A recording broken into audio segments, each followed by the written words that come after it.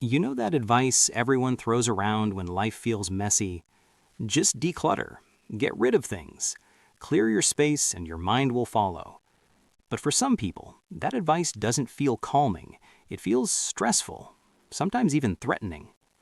If the idea of decluttering makes you uncomfortable, resistant, or oddly emotional, that doesn't mean you're lazy, disorganized, or attached to junk. It usually means your brain relates to objects very differently. Let's talk about why some people genuinely hate decluttering, and why that reaction makes psychological sense. First, objects don't feel neutral to everyone. For people who dislike decluttering, possessions are not just items, they're memory containers. Each object holds context, where it came from, who gave it to them, what version of themselves existed at that time.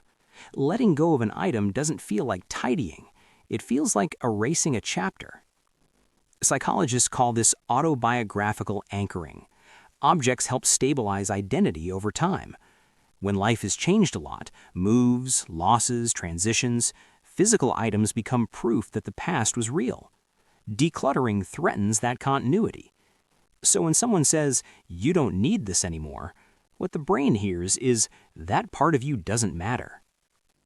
Second, clutter can feel regulating, not chaotic. Minimalist spaces are often described as calming, but that's not universal. Some nervous systems find emptiness unsettling. A sparse room can feel cold, exposed, unfinished.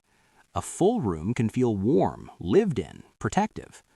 For people with higher anxiety or sensitivity to uncertainty, visible objects act like grounding markers. They signal familiarity, presence, life.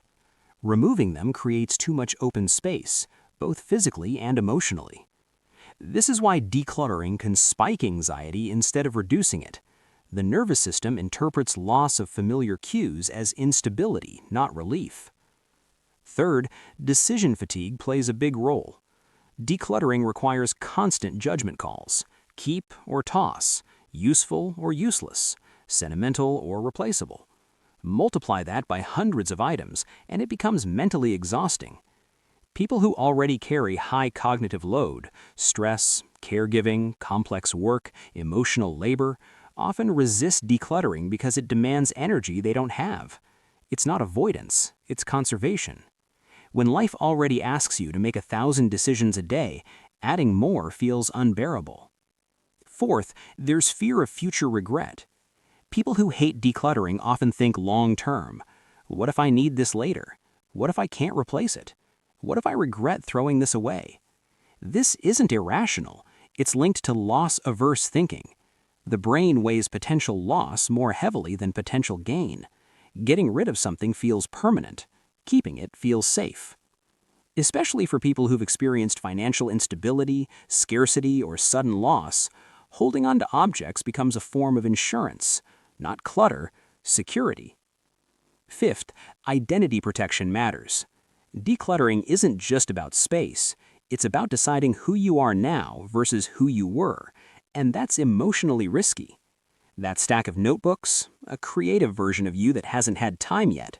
Those old clothes, a body you once inhabited.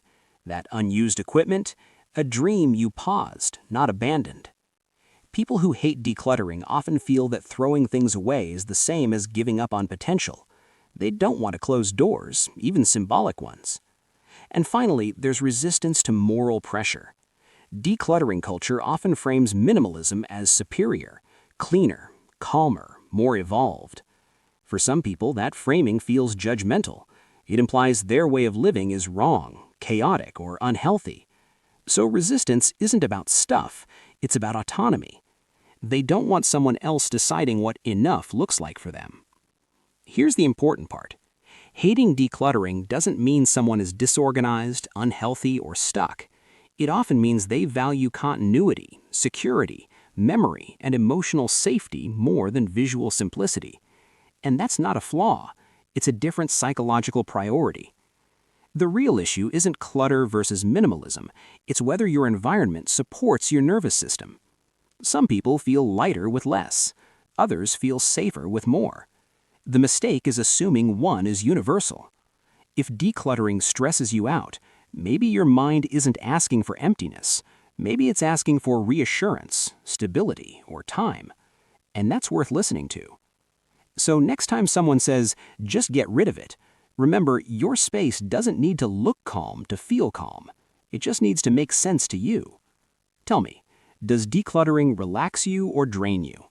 Drop it in the comments and subscribe for psychology that respects different minds instead of forcing one solution.